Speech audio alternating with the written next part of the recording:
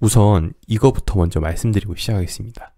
요즘에 문자들 진짜 많이 옵니다. 우리 개인정보들이 어떻게 빠져나간지 모르겠지만 뭐 주식, 코인 권유부터 해서 대출 문자에 이제는 뭐 우리 지갑 털어가려는 이런 문자까지 오고 있습니다. 절대로 이런 거 뭐 설치, 뭐 링크 클릭 하시면 안 됩니다. 투자 열심히 하고 고생은 고생대로 다 해놓고 이런 거 하나로 다 무너지게 되는 겁니다. 제가 경험해 봤습니다, 여러분. 눈앞에서 이더리움이 빠져나가는 거를 이게 본다면요, 정말 피가 거꾸로 솟습니다. 정말 조심하셔야 되고요. 이런 거 아무리 강조해도 전 지나치지 않다고 생각합니다. 그래서 다시 한번 말씀을 좀 드리고요. 본격적으로 이제 영상 시작하도록 하겠습니다. 6월 1일 당장 내일부터 정확하게는 홍콩이 개인 투자자 대상으로 가상자산을 거래할 수 있는 서비스를 이제 개시를 한다, 이런 개념인데요. 또 궁금해 하실 거예요. 6월 1일 당장 내일부터 딱 그게 되니까 뭔가 빵 하고 터지지 않을까, 뭔가 타닥 이렇게 되지 않을까라는 기대감이 있는 거죠.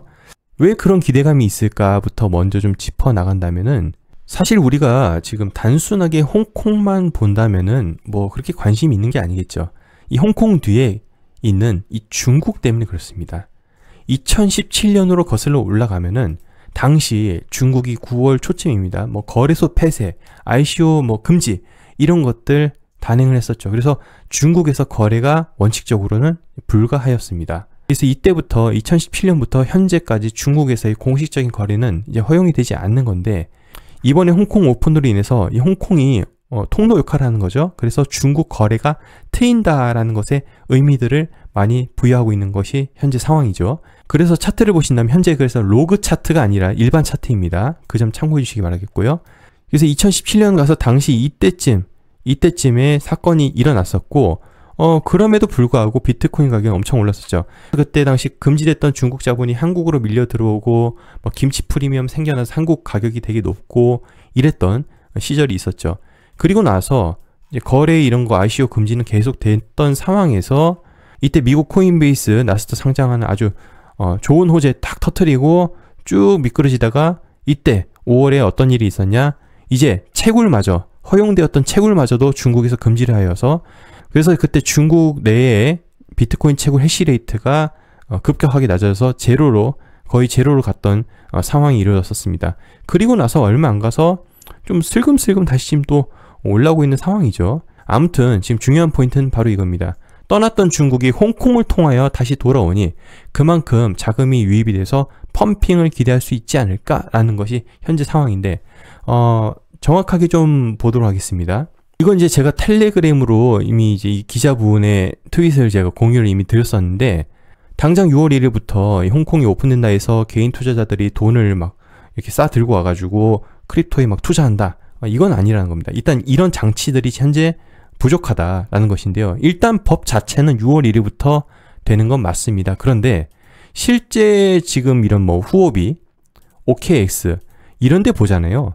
이제 와서 신청서 제출했다고 합니다. 여기도 이제 와서 뭐 제출하고 뭐 준비됐다는데, 막상 홍콩 증권선물거래위원회에 들어가서 실제 라이선스를 받은 거래소는 단 2곳입니다.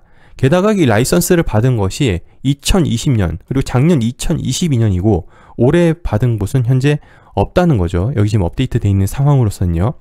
그리고 이 2곳이요, 개인 투자자 대상이 지금 포인트잖아요. 근데 이게 두 곳 전부 다 이 개인 투자자 대상이 아니라 기관 및 전문 투자자 대상으로 허가가 난 곳입니다.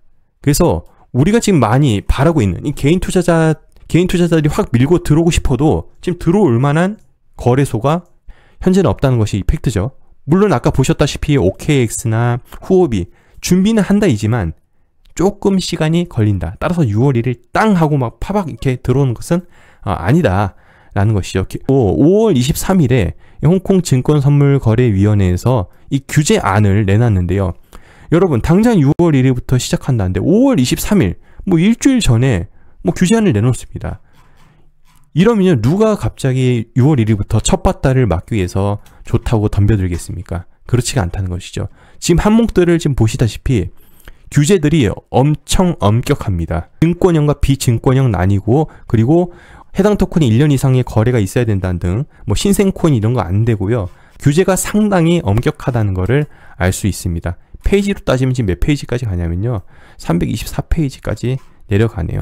그래서 이걸 다 읽지 못하지만 포인트는 아무튼 그렇다는 점 말씀드리고 싶고, 그리고 뭐 트윗에 이런 것들 많습니다. 홍콩 내러티브. 그러니까 빨리 찾아야 되잖아요. 지금 아무튼 우리는 빨리 투자를 해야 되고 빨리 돈을 벌어야 되고. 어제 상당히 놀랬습니다. 분명히 영상 안에서는 제가 이러이러하니 이거 주의하시고 현재 이런 상황이고 다 말씀드렸음에도 불구하고 그냥 해당 코인 뭐야 빨리 내놔 딱딱딱 찍어가지고 그냥 알아서 풀매수로 하시는 상황을 봤습니다. 크립토가 사실 그래요. 크립토뿐만 아니라 뭐 주식 투자도 그렇고 모든 투자 자체가 어차피 인간은 돈을 벌고 싶은 이 욕구에서 발생한 거기 때문에 일단은 뭔가 빨리 나오면은 다들 덤벼들게 돼 있습니다. 그리고 개인적으로 체감하기로는 아직 암호화폐 시장 죽지 않았답니다. 사람들은 뭐 돈이 없다 하지만 제가 보기엔 그렇지가 않아요. 있는 분들은 아직 되게 많은 것 같고, 이런 뭐 홍콩 내러티브 해가지고 이렇게 좀 만들어 놨는데 또 뭐 이런 것들 뭐 많지 않습니까? 근데 이런 것들은 그냥 전부 다 그냥 다 추측일 뿐이다. 일단 팩트는 개인 투자자가 홍콩에 뭐 직접 달려들어서 뭐 거래할 만한 거래소가 일단은 없다. 예. 물론 이제 그것이 통로가 만들어지겠지만 당장 6월 1일부터는 어려워 보인다가 현재 팩트겠죠. 분위기 자체는 지금 뭐 여러분 업비트에서 뭐 어제부터 보셨다시피 리플이 슬금슬금 오르는데, 메타코라는 디지털 자산 보관 이 토큰화 기술 제공 업체죠. 스위스 되게 중요한데 이건 나중에 좀 더 추가로 설명드리도록 하겠고요. 아무튼 이 메타코라는 이 업체를 리플이 인수를 했던 사건이 최근에 있었죠. 5월 17일 발표가 났었는데, 그러고 나서 이 메타코 트윗에서 나스닥에서 리플이 메타코 인수를 축하한다라는 이 화면을 메타코 트윗에서 이렇게 업로드가 되는 또 일이 있었습니다. 그래서 이것이 뭐 진짜다 가짜다 뭐 지금 논란이 있는데, 나스닥 트윗에 들어가면 보통 이렇게 올라온 거 지네들이 올려놓거든요. 와즈페이라고 시총 정말 얼마 안 되는 이 코인 업체가 있어요. 여기서 이제 지네들 거 그림 빼다가 여기 이제 이렇게 올린 거다 뭐 밑에서 이제 주장하기도 한데 그건 잘 모르겠고요. 와즈페이 하니까 뭔가 느낌 오지 않습니까? 인도 와즈 막 이런 느낌. 와즈 예 맞습니다. 여기 들어가면 이제 인도 사람이고 그런데 아무튼 이거 그냥 넘겨서 보시면 될 것 같고, 아무튼 지금 리플이 주목받는 이유는 홍콩 통화국과 손을 잡고 11일씩 개발을 한다는 것이죠. 뭐 리플만 하는 것이 아닙니다. 사실은 여러 개의 업체와 함께 진행하는 것인데 그 중에 이제 리플이 있다 해서 이번에 이제 뭐 홍콩 6월 1일 오픈과 더불어 이 기대감이 나오는 것이죠. 하지만 여러분 잘 아시다시피 이런 개발 자체는 갑자기 하루아침에 일어나는 것이 아닙니다. 주가 움직임이든 코인의 뭐 가격 움직임이든 뭐든 간에 뭐 항상 뭐 실현되고 나서 그것이 움직이는 것이 아니라 어떤 발표나 뭐 호재 이런 기대감 속에서 움직이는 것이 대부분이죠. 지금의 현상은 뭔가 탁 돼서 실제 막 뭔가 움직여서 된다기보다는 기대감이죠. 기대감으로 움직이고 있다. 뭐 다른 걸 뭘 봐야 되냐 이랬을 때는 또 BSN 이런 걸 또 참고하는 경우도 많죠. 오랜만에 BSN 글로벌 홈페이지 들어가니까 여기 지금 업로드 되어 있는 코인들이 좀 줄어든 것 같아요. 개수가. 그래서 현재 상황은 지금 이 정도이라는 점. 홍콩뿐만 아니라 이제 중국을 다들 보다 보니 중국도 수도 베이징에서 최근에 또 이슈가 있었죠. 베이징에서 웹3 혁신 및 개발을 위한 백서를 발표했다 해서 나와 있는데, 텔레그램으로 제가 공유 드렸는데 CG 참풍자오 바이낸스 CEO 이 사람도 웹3에 대해서 이야기를 했습니다. 그래서 뭐 한자로 돼 있는데 포인트는 뭐냐면 여기서 이제 앞으로 뭐가 돈이 될 것인가, 중국에서 무엇을 밀어줄 건가가 포인트인데, 여기 보시면 NFT, AR, AI, 메타버스에 대해서 웹3 백서에서 많이 이야기했다고 합니다. 그렇다면 AI 이슈가 살짝 됐었죠. 그리고 이제 2021년 들어와서 이때 이제 비트코인 실제 매수와 디파이로 확 치고 올라갔는데 무너졌죠. 이제 이때는 뭐였냐, 메타버스 P2E NFT로 해가지고 한번 보여줬죠. 맛배기를. 페이스북 사명을 메타로 바꾸면서, 그리고 엑시 인피니티가 엄청나게 오르고, 그 다음에 뒤에 있는 뭐 P2E 막 오르고, 한국 코인도 뭐 위믹스 등등 해가지고 엄청 그때 치고 올라갔었던 게 이 두 번째 장이었는데, 이게 이제 맛보기였다면 이제 그 다음 장에 한 번 더 보여줄 확률이 높겠죠. 지금 중국 베이징 웹3 백서에서도 강조한 것이 NFT, 뭐 VR, 메타버스 뭐 같은 개념이죠. 이런 것이니 좀 주목해 봐야 되겠다. 자, 그래서 좀 정리를 하도록 하겠습니다. 일단은 홍콩 중국 통로가 열리는 것은 상당히 긍정적이다. 다만 6월 1일부터 즉각적으로 개인 매수세가 밀려 들어온다 보기는 어렵죠. 왜냐하면 지금 개인 투자자 대상으로 통로가 제대로 열린 것이 없기 때문이죠. 게다가 여기서 중요한 포인트는 뭐냐면 여러분은 사시겠냐는 거예요. 여러분은요. 이 사람들이, 홍콩 사람들이 뭐 중국 사람들이 뭐 호구가 아니고서야 이게 뭐 장이 살아날 기미가 보여야 뭐 들어오는 거죠. 근데 지금 어떻게 보면 중국 외의 사람들은 중국인 홍콩 사람들이 들어와서 올려주기를 바라는 거잖아요. 지금 약간 눈치전입니다. 실제 코인이 오르기 위해서는요, 진짜 누가 사야 돼요. 그러니까 쉽게 얘기해 볼까요? 실제 매수가 들어와야 됩니다. 흔히 얘기하죠. 제 아무리 옆에서 코인 좋습니다, 뭐가 유망합니다 얘기를 해도 그냥 우리 이렇게 대놓고 얘기하잖아요. 그래서 넌 샀냐? 이게 가장 중요한 포인트지 않겠습니까? 맞습니다. 그래서 넌 사야 됩니다.